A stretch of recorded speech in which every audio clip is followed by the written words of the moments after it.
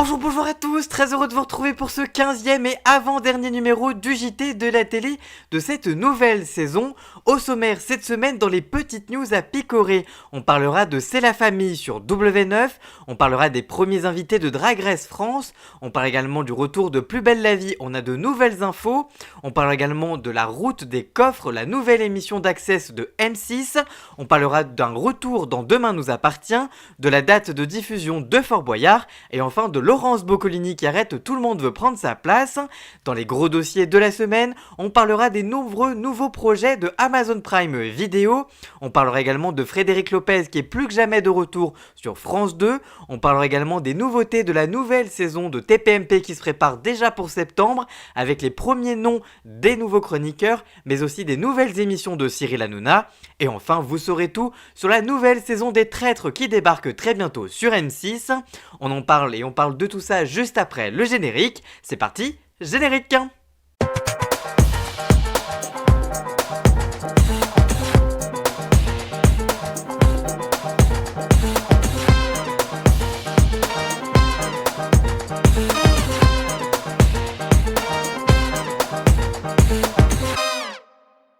Voilà donc pour le sommaire et on commence donc comme chaque semaine par les petites news à picorer. C'est parti, générique! C'est le succès de l'été dernier en France, le retour de Drag Race France se précise. Nicky Doll, la drag queen la plus connue de France, est de retour avec 11 nouvelles drag queens venues pour être l'élu de l'été, celle qui sera la nouvelle drag française. Vous le savez, on en avait déjà parlé dans cette émission lors du dernier numéro. L'émission est de retour le vendredi 30 juin prochain sur France TV Slash et sur France 2. Pour plus de détails, rendez-vous sur ma chaîne YouTube avec la vidéo entière qui est consacrée à ce sujet. Mais aujourd'hui, on a appris le nom des invités de la première de l'émission. Et il s'agit de Red alias Chris alias Christine and the Queen et le chanteur Nicolas Sirkis d'Indochine. Ensemble, ils avaient réinterprété la chanson culte et très queer Troisième Sexe. Ils seront donc les guest stars de ce premier épisode de Drag Race France et ils seront accompagnés du jury composé de Daphné Burki, Kiddy Smiles et Nicky Doll. Par ailleurs, la chaîne a dévoilé le documentaire Le phénomène Drag Race France, un an avec les Queens, ce samedi 24 juin, qui est toujours disponible sur la plateforme et qui retrace le parcours des Queens depuis un an. En tout cas, rendez-vous ce samedi, le 30 juin, pour le lancement de cette nouvelle saison de Drag Race France. Alors que les fidèles du feuilleton de TF1 Demain nous appartient ont eu le bonheur de retrouver Sandrine jouée par Juliette Tresanini et Morgane interprétée par Marie-Catrix, eh bien ce ne sera pas le seul comeback dans la série. En effet, un visage bien connu de la chaîne privée va faire son retour dans la série. De passage au festival de la télévision à Monte-Carlo, Jennifer Lorette, qui interprète Raphaël Perrault depuis 2021, a révélé à nos confrères de Allociné que Maude, campée par la comédienne Sixtine Dutheil, ferait bientôt son retour dans la série de TF1. Je la cite, « La fille cadette de Raphaël, Maude, va revenir, la famille va se reformer un petit peu, c'est très chouette, je suis ravie ». Apparue dans la série en mars 2021, Sixtine Dutheil avait déserté les plateformes de tournage depuis de nombreux mois. Pour l'heure, aucune date de retour de l'actrice de Demain nous appartient n'a été communiquée. Par ailleurs, après de nombreux allers-retours, la chanteuse et actrice Laurie Pester avait fait son retour une première fois dans le feuilleton, mais cette fois elle est de retour mais de l'autre côté de la caméra en tant que productrice. En tout cas, beaucoup de retours pour Demain nous appartient. Série toujours, et cette fois c'est le comeback de Plus belle la vie sur TF1 qui fait de nouveau parler. En effet, il y a quelques jours, je vous ai révélé dans une vidéo les premières informations sur le retour supposé de Plus belle la vie sur TF1. Et bien ça se confirme avec de toutes nouvelles infos. Et c'est le magazine Téléstar qui révèle que TF1 aurait bel et bien re-signé le fait de faire revivre la série dans ses grilles, mais avec deux changements majeurs. Tout d'abord, budget rétréci oblige, les épisodes de Plus belle la vie seraient plus courts et passeraient ainsi de 25 à 15 minutes. Ensuite, ce n'est plus en access que les fans de Plus belle la vie pourront retrouver la série. Ainsi, la série devrait passer, selon les informations du magazine, à 13h50, juste après le JT et la météo de TF1. Toujours selon Téléstar, les équipes de décoration sont en marche pour faire revivre le quartier du Panier qui a fait vivre les aventures de Plus belle la vie ces dernières années mais qui avait été démantelé à la suite de l'annonce de la fin de la série. Le tournage des nouveaux épisodes de Plus belle la vie devrait débuter courant octobre 2023 pour une diffusion vers les fêtes de fin d'année. Par ailleurs, TF1 indique qu'à ce stade, rien n'est confirmé, mais ça devrait être une question de jour puisque la conférence de presse de rentrée de TF1 a lieu très bientôt et on devrait en savoir plus. Après avoir mis au repos forcé les Marseillais pour tenter d'imposer de nouveaux visages et une nouvelle émission avec Love Island, W9 rétropédale. En effet, après l'échec de la télé-réalité présentée par Delphine Vespizer, la petite sœur de M6 remise de nouveau sur ses têtes d'affiche. En effet, W9 annonce l'arrivée dans sa case de 20h à 21h une toute nouvelle émission baptisée C'est la famille, à compter du lundi 3 juillet prochain. Lancé sur Sisplay en 2022, ce docu-réalité suit la famille des Marseillais dans leur quotidien entre Dubaï et Marseille, entre business et famille.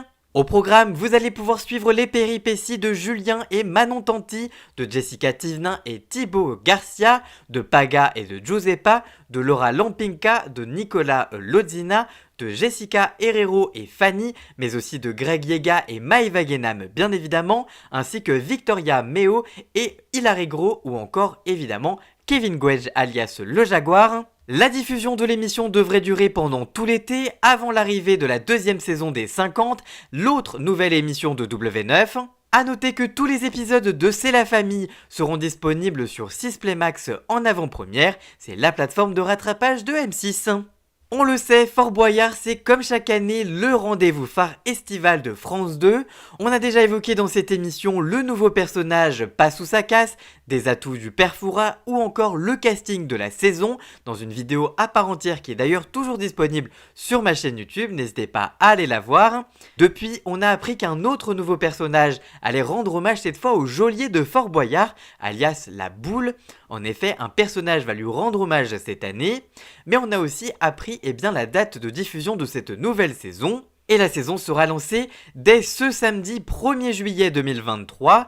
Les téléspectateurs pourront ainsi retrouver l'émission pour 9 Prime sur France 2. Le jeu devrait donc prendre fin en toute logique le samedi 3 septembre prochain.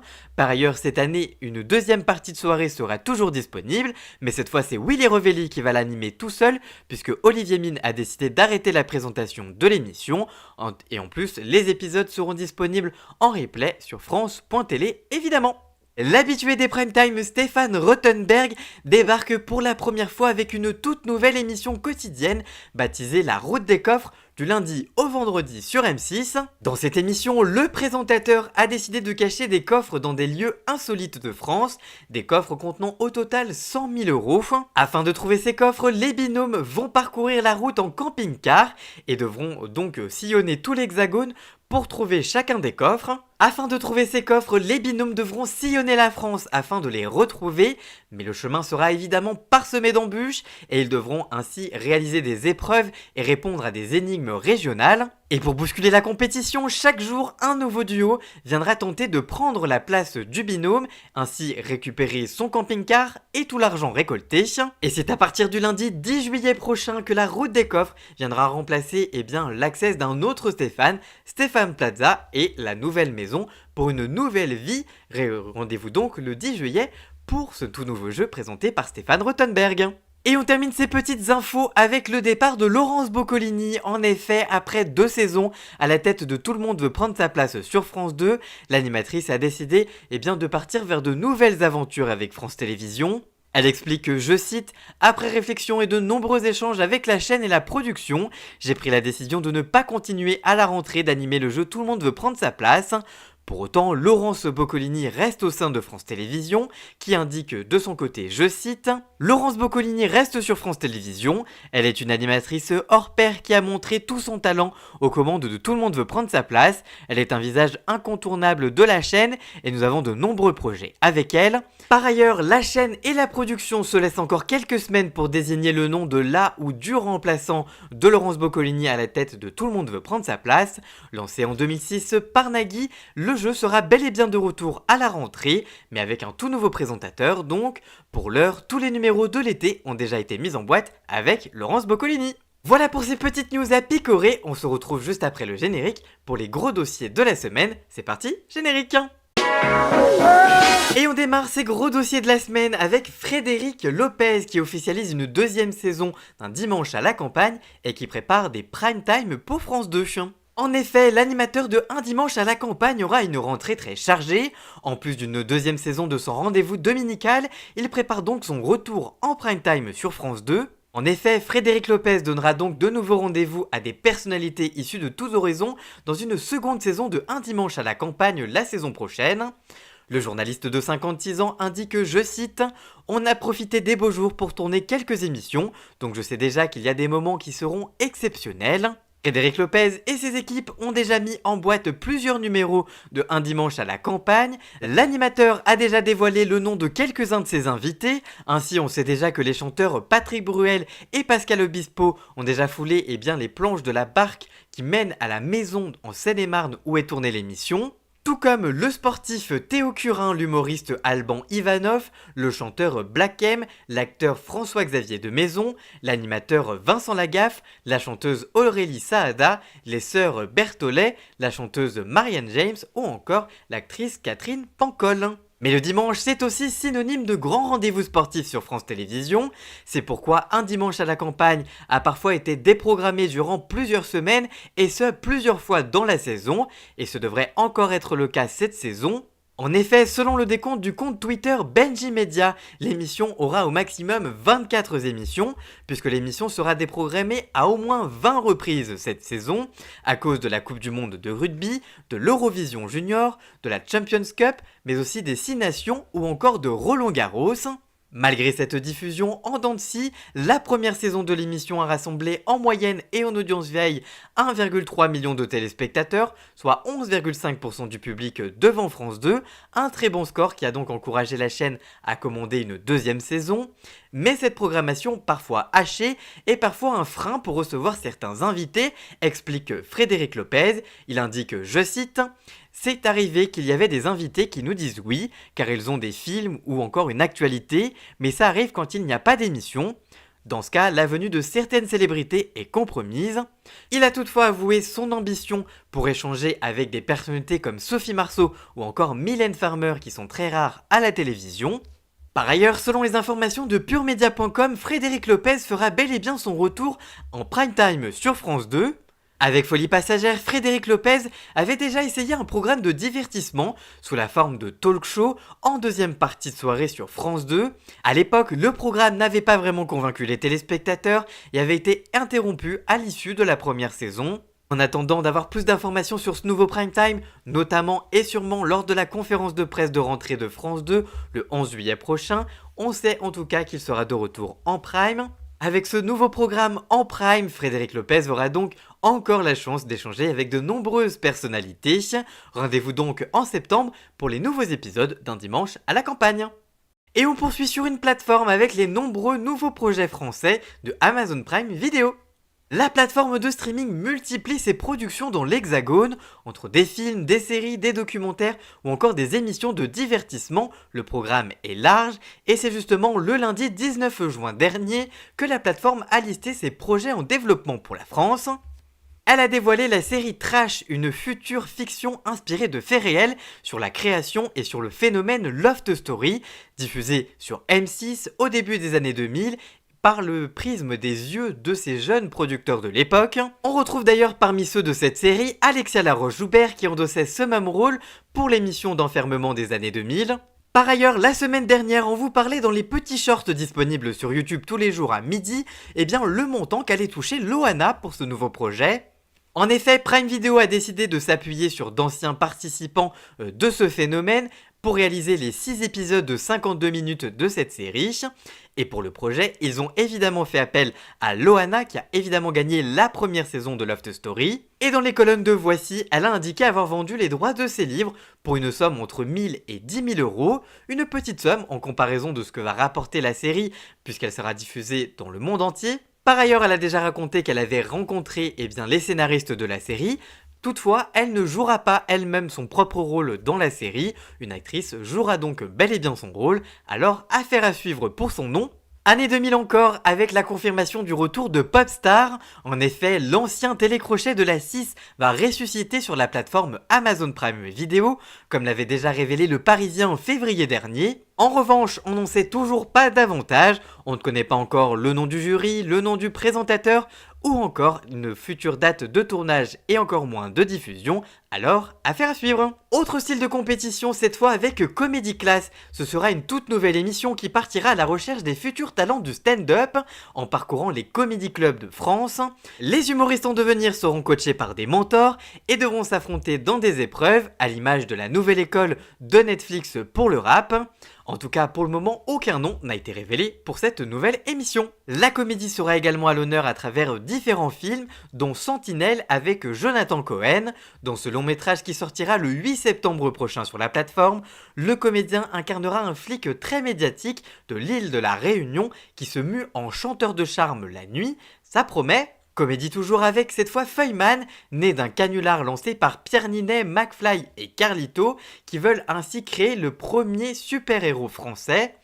Pour le moment, rien n'a encore été révélé sur ce projet. Si ce projet n'a pas encore de date, on sait en tout cas que Éric Judor sortira dans un film de Noël, dans le film Le stupéfiant Noël de Silverstone, avant la fin de l'année sur Amazon. Des longs métrages plus dramatiques et tendus seront également sur Amazon en 2024, avec notamment Sulac, qui reprendra la vie du braqueur Bruno Sulac, réalisé par Mélanie Laurent. Il y aura également Tigre et Hyène, un tout nouveau film réalisé par Jérémy Guez, qui vient d'ailleurs de signer la série Berry pour Canal+, avec notamment Fianso, Géraldine Nakache ou encore Olivier Marchal. Le héros y accepte de participer à un dangereux braquage dans l'espoir de sauver son beau-père d'une lourde condamnation. Prime Video misera également sur ses succès antérieurs avec un nouveau projet avec Inès Reg et son compagnon Kevin Debonne. Après Je te veux moi non plus, l'humoriste devra jouer une flic marseillaise qui devra faire équipe avec un policier parisien qui sera joué par son compagnon. Ça s'appelle Les Infaillibles et c'est prévu pour 2024. Côté série, Miskina la pauvre de Melra Bedia et Cœur noir sur une unité de militaires français en Irak seront bel et bien de retour pour une deuxième saison. A noter que la plateforme à qui l'on doit la série documentaire Ne montre jamais ça à personne sur la vie du rappeur Orelsan en prépare une nouvelle sur Squeezie le youtubeur. Pour le moment, aucun nom n'a été révélé pour ce nouveau projet. Par ailleurs, selon le journaliste média Clément Garin, le youtubeur aura également un autre projet avec la plateforme. Il devrait animer un tout nouveau jeu, un cache-cache géant avec des personnalités. Alors, affaire à suivre. Et vous, que pensez-vous de tous ces nouveaux projets pour Amazon Prime Video? Qu'allez-vous regarder? Qu'est-ce qui vous inspire? Dites-nous tout ça dans les commentaires. Et on passe maintenant à un gros dossier sur la deuxième saison des Traîtres. Date de diffusion, animateur, casting, épreuve, lieu de tournage. Vous allez tout savoir de cette deuxième saison des Traîtres. C'est maintenant. Après le succès estival de la première saison de son jeu d'enquête présenté par Éric Antoine Les Traîtres, l'émission est de retour. Voici tout ce qu'il faut savoir. Déjà, l'émission pourrait gagner en longueur. En effet, si l'année dernière il y avait 14 protagonistes, cette année il y en a 18 pour découvrir qui seront les traîtres. Et parmi les candidats cette année, vous retrouverez Thibaut InShape, Juju Fitcat, Nathalie Marquet-Pernot, son fils Tom Pernot, Charlotte de Turckheim, Natacha Saint-Pierre, Laura Flessel, le politique Jean Lassalle, la youtubeuse Andy Raconte, le candidat de koh Claude Dartois, le candidat de N'oubliez pas les paroles Christopher, Guillaume Play, Kairon, Jennifer Demey, Vincent Despedes, Vincent Dezania, Caroline Margueridon, l'acheteuse de Affaires conclues, ou encore le chef Norbert Tarrer. Mathieu Chalvignac, le producteur artistique de l'émission chez Studio 89, indiquait en conférence de presse à propos de ce casting, je cite: « L'idée était de réunir un maximum de personnalités qui n'avaient rien à voir des unes entre les autres, d'avoir un cast que l'on ne peut pas trouver sur une autre chaîne. Cette année, il y aura donc 2 duos au lieu de 1 en 2022, qui a été donc aligné avec Nathalie Marquet-Pernot, qui intégrera la compétition de bluff avec son fils Tom Pernot. Quant au youtubeur Thibaut InShape, il sera accompagné de sa compagne, l'influenceuse et également juge du Fit 4. Il indique à ce propos, je cite, on sait avec l'expérience de la saison 1 que d'avoir des duos et des gens qui se connaissent ajoute de l'édito aux histoires. Avec le mensonge se mélange au sentiment, on passe dans une autre dimension et on ne raconte pas du tout la même histoire qu'avec David et Vanessa Douillet de l'année dernière. Quel décor pour l'émission! Après le château de Beauvoir de Saint-Porcin-sur-Bresse dans l'Allier, le tournage s'est déroulé au château de Val dans un petit village entre Corrèze et Cantal à Bord-les-Orgues. Mathieu Chalvegnac, producteur artistique, indique, je cite, « On s'est posé la question de garder le même château que l'an dernier. L'an passé, le château avait plus l'air d'Agatha Christie la journée et d'Harry Potter le soir. Pour la saison 2, on sera dans l'univers Harry Potter tout le temps. On voulait que ce soit un personnage à part entière. Pour 1000 raisons, notamment le fait qu'il doit se situer à 30 minutes des épreuves, cela n'a pas été simple de trouver ce château, il était en plus vide à l'intérieur. En conférence de presse, l'animateur Éric Antoine a de son côté indiqué que les températures pouvaient parfois avoisiner les -4 degrés la nuit, et il indique, je cite, « Vous êtes au bord d'un lac gelé entre Cantal et Corrèze, tu ne passes clairement pas la journée de ta life dans les odeurs de feu de bois qui imprègnent jusqu'au tréfonds de ta gorge. Ça promet en tout cas un beau décor pour cette deuxième saison. Quelles sont les mécaniques de la saison 2 ? La production a gardé l'ADN de l'émission avec la cérémonie de la table ronde, le temps fort au cours duquel les candidats doivent éliminer un des participants, les loyaux espérant évidemment que ce soit un traître qui sera démasqué le soir même. Éric Antoine décrit, je cite, « Ce choix hyper silencieux, la fumée, les visages, les regards qui s'échangent, ce n'est pas du tout dans les codes de la télévision, on est dans les codes du cinéma. Les épreuves constituent elles évidemment le deuxième temps fort de l'émission. 2 d'entre elles sont adaptées du format original. L'épreuve du cercueil sera évidemment de retour de la saison 1. Le producteur artistique indique, je cite, « Contrairement à la saison passée, on a essayé de faire en sorte que l'enquête des loyaux continue pendant les épreuves, afin que ce ne soit pas des moments suspendus où l'on ne gagne qu'une immunité ou des lingots. Il y aura ainsi des jeux autour du mensonge, des jeux autour de la comédie. On a essayé aussi à chaque fois de créer un univers. On a par exemple tourné une épreuve dans une vieille chapelle, une façon de s'affranchir des autres programmes et de constater que ce jeu est unique. » Là aussi, c'est une belle promesse pour cette saison 2 du jeu. Quelle audience pour la saison 1 et quel objectif pour la saison 2 ? En moyenne et en audience veille, la première saison des Traites a rassemblé près de 2,1 millions de téléspectateurs, soit 12,8% du public. C'est un bon score, mais c'est surtout sur les cibles commerciales qui sont fétiches à M6 que le programme a vraiment cartonné, en fédérant sur les femmes responsables des achats de moins de 50 ans près de 32,4% du public. Pour son arrivée à l'antenne le 17 août dernier, les Traites avaient même signé le meilleur démarrage de l'histoire de M6 pour un divertissement, avec, sur les femmes responsables des achats de moins de 50 ans, près de 38,3% du public. L'objectif pour la saison 2, c'est au moins de faire mieux, et si ce n'est plus, de dépasser ce record. Et justement, quand sera lancée la saison 2 des Traîtres ? Et c'est le mercredi 12 juillet prochain que M6 lancera la deuxième saison des Traîtres. Si le jour de diffusion reste inchangé, la période de diffusion, elle, change. En effet, en 2022, l'adaptation du jeu du loup-garou avait été diffusée à la fin de l'été sur 3 soirées. Alors, en plein cœur de l'été, quelles seront les audiences de cette saison 2 ? Réponse dans quelques semaines. Et on termine ce JT de la télé avec Cyril Hanouna qui fait des nouvelles annonces sur la prochaine saison de TPMP.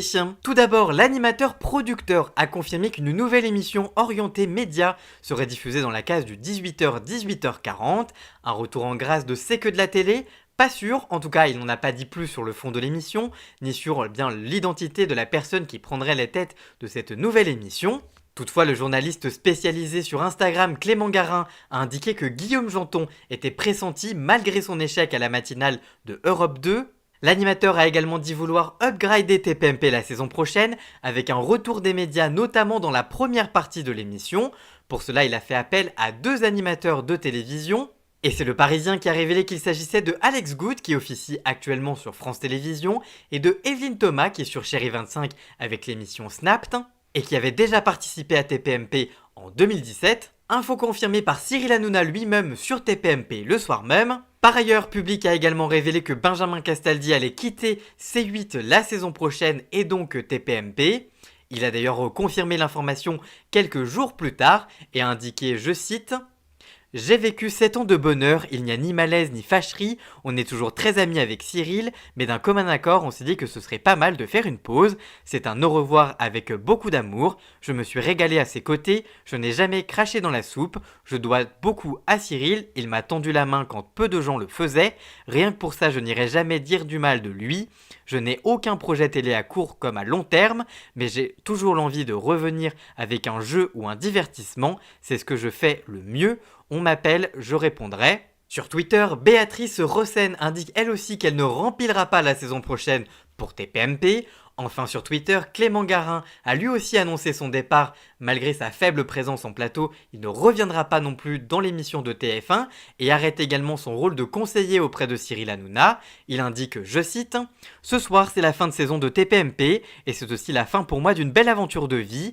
Mon contrat avec H2O prend fin, c'est un choix commun. Pour être le plus transparent possible, Cyril n'avait pas envie de me renouveler, mais de mon côté, je n'avais pas tellement envie non plus. Désaccords, conflits, des choses ont été faites, des propos ont été dits et je ne peux pas passer outre. Mon choix a été pris depuis plusieurs semaines. Malgré cela, je ne retiens que de belles choses et que de beaux souvenirs. Je remercie infiniment Cyril de m'avoir fait confiance à l'antenne comme hors antenne et de m'avoir permis de tester une aventure qui n'était pas faite pour moi. Trop de stress, trop de tension, trop de tout. Malgré cela, je ne retiens que de belles choses et que de beaux souvenirs. Je remercie infiniment Cyril de m'avoir fait confiance à l'antenne comme hors antenne et de m'avoir permis de tester une aventure qui n'était pas faite pour moi.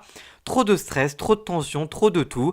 Malgré cela, à un moment de ma vie où j'étais très malade, il a été là, m'a donné de la force, m'a fait confiance et a essayé de me proposer une thérapie par TPMP. Je lui en suis infiniment reconnaissant, éternellement. Par ailleurs, on vous avait déjà parlé sur cette chaîne du départ de Mathieu Delormeau qui rajoute encore un départ à l'émission. En tout cas, selon le Parisien, Yann Moix, lui, fera son arrivée autour de la table pour la partie politique, tout comme Éric Nolot qui devrait lui participer également à un tout nouveau magazine politique diffusé en access à la place de TPMP People. L'émission s'arrête d'ailleurs faute d'audience après la reprise de Bernard Montiel. Une information confirmée à demi-mot par Cyril Hanouna. Enfin, une personnalité connue presque du monde entier devrait lui aussi faire son arrivée dans TPMP, indique l'animateur. Et cette arrivée et cette personnalité pourrait être Ségolène Royal, une info que l'ancienne candidate à la présidentielle a démenti sur Twitter. Cyril, lui, a également réagi sur TPMP et a indiqué, je cite, « J'ai vu aujourd'hui que était annoncé Ségolène Royal, que j'adore et qui serait avec moi pour une nouvelle émission politique sur C8. Pour l'instant, c'est work in progress, on est dessus, ça peut arriver, on s'adore, on discute, j'adore l'avoir au téléphone, j'ai eu un crush, mais si toutes les meufs pour lesquelles j'avais un crush travaillaient avec moi, ce serait un Stade de France. » En revanche, Cyril Hanouna a indiqué qu'il serait présent cette fois à la tête de TPMP du lundi au vendredi dès septembre et ce pour toute la saison. Il indique qu'il sera encore plus présent qu'avant, promet l'animateur de 48 ans. Par ailleurs, l'émission vit une fin de saison agitée en plus du départ de Mathieu Delormeau. En effet, l'Arcom a infligé ce jeudi 22 juin 2023 deux nouvelles amendes à C8 d'un montant respectif de 120 000 et 80 000 euros. Elle sanctionne la publicité clandestine de marque à laquelle se sont livrés Cyril Hanouna lors des émissions du 6 à 7 des 4, 9 et 17 novembre 2022 et de Tout touche pas à mon poste du 17 novembre 2022, ainsi que des invités et intervenants dans les émissions du 6 à 7 du 24 et 25 janvier 2023 et de Touche pas à mon poste du 24 et 30 janvier 2023. Ainsi, l'Arcom reproche à l'animateur du groupe Canal+, d'avoir porté une série de vêtements et de chaussures lors des émissions avec les marques visibles à l'antenne. Selon le compteur du journal L'Informé, l'Arcom aurait publié 22 rappels à l'ordre depuis la création de l'émission, un record. Le dernier date au 31 mai dernier.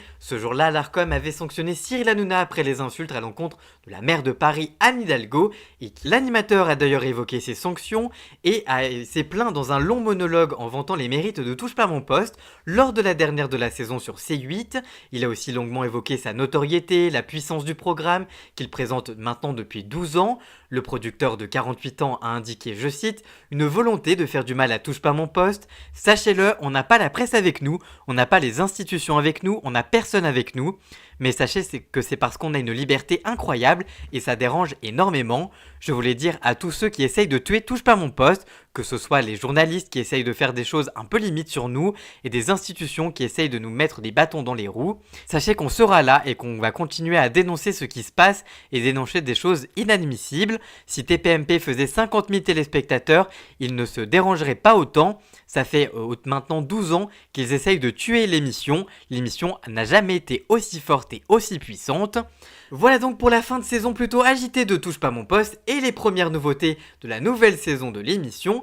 À mon avis, il y en aura d'autres tout l'été et on ne manquera pas de vous en informer tout l'été sur cette chaîne YouTube. Voilà donc pour les premières infos sur la nouvelle saison de TPMP qui sera de retour le 4 septembre. Ça, on en est sûr et on le sait. Voilà, j'espère que ce 15e et avant-dernier numéro du JT de la télé vous aura plu. Si c'est le cas, n'hésitez pas à le liker, le commenter, le partager sur tous les réseaux sociaux, à me rejoindre sur tous mes réseaux sociaux à moi. Et surtout, n'oubliez pas de vous abonner, bien évidemment.